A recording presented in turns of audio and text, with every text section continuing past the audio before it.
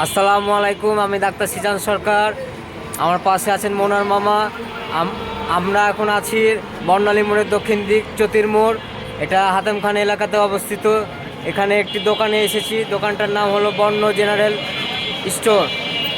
সে সম্পর্কে মামা কিছু কথা বলবেন। মামা বলেন। হ্যালো গাইজ, আসসালামু আলাইকুম। আমরা এখন একটা প্রাতিষ্ঠানিক দোকানে যাব।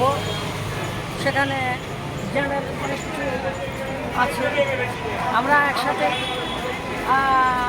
করতে পারবো। আপনার সাথে আমরা মত বিনিময় করবো যে ব্যবসাটা সে কীভাবে করছে, ব্যবসাকে সে কীভাবে দেখছে, তার ভবিষ্যৎ পরিকল্পনা কী।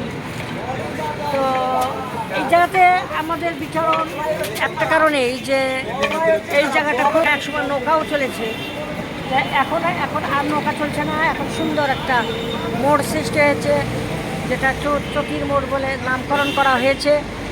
যার কারণে আমরা এই মোড়টা সম্পর্কে বা এই মোড় বিষয়ে যথেষ্ট আলোচনা বা যথেষ্ট ব্লগ দিচ্ছি, যে যদি এই মোড়টা আরও বেশি ভাইরাল হয়ে যায় তাহলে মানুষগুলো যারা আছে তারা ব্যবসা বাণিজ্যে একটু উন্নতি হবে। তো আমরা এখন ওই লোকের সাথে কথা বলবো।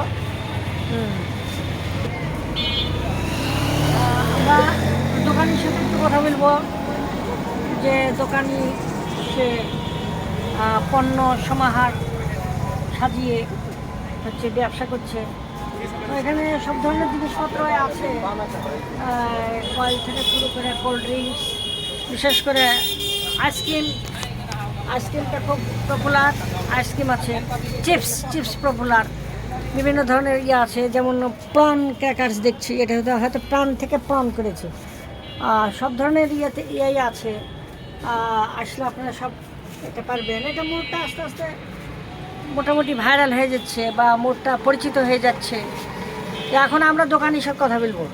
আচ্ছা ভাই, আপনার এই দোকানে সব ধরনের জিনিস আছে নাকি? আচ্ছা, এখানে কি বাকিও দেন নাকি? দেখলাম যে বাকিও নিয়ে গেল।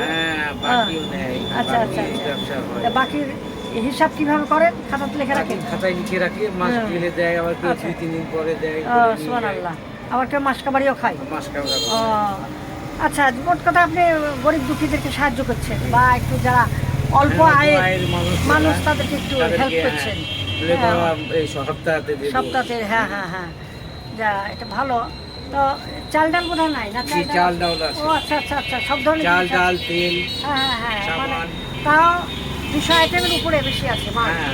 তা আছে। আচ্ছা, তো ঠিক আছে। আমাদের ভাগনা কিছু বলবেন, বলো কিছু। তো পরিশেষে একটি কথাই বলতে চাই, কোনো কর্ম ছোট না, তিনি কর্ম করে খাচ্ছেন, নিজের পায়ে নিজে কর্ম করে খাচ্ছেন। ভিক্ষা নয়, কর্মই উত্তম। আল্লাহ হাফেজ।